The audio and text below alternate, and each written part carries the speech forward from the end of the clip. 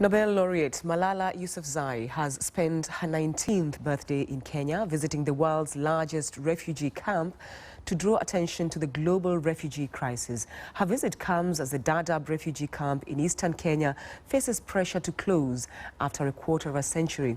It's home to more than 300,000 Somalis since last year. Malala has been in contact via Skype with a group of girls in the camp. Focus on Africa's Ansoi sent this report.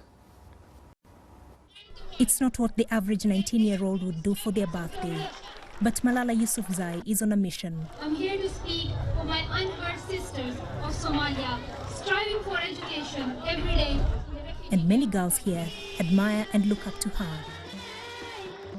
I feel very happy, glad to see her, because I used to see her, but today I'm very happy, extremely. I can't mention that how far I'm feeling happy. I'm very happy, 100%, because I was expecting many times to meet with Malala. Though I was already watching her videos, I was listening her encouragement to the girls. So today I can't mention or I can't say how much I'm very happy or how much I feel happiness. They see her as an inspiration and their voice to world leaders. During several meetings she held with different groups of girls, they revealed their greatest source of worry: the planned repatriation. It's something Rahma Hussein has experienced. Her family voluntarily returned to Somalia, but shortly afterwards, she had to escape back to Dadaab alone. I don't get Somali education because the school fees was very expensive, and I think there was no security. And even if you go learning centers, you will fear which time and when will you be bombed. And I was staying at home for 2 months. And after that, the worst was when my father prepared for me a marriage. So I failed to continue just my education.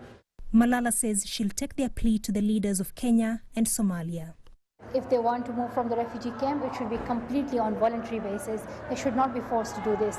And secondly, that there should be arrangements made for them if they want to leave. For example, in Somalia, there should be schools already built for these young girls and boys if they return. Kenya plans to close this camp soon. It has existed for over 25 years. These girls, who spoke very little English, scribbled on the ground their intended date of departure. There have been plans to repatriate Somali refugees since 2013. Up to now, only a handful have gone back. Some returned to the camps. It is clear that this process isn't just a logistical one. There are subtle issues to consider. But faced with increasing pressure to leave, more and more families are embarking on an uncertain journey. Leaving they have built. Their country, Somalia, says it's ready to receive them. But is it? Ansoi, BBC News, Dadaab.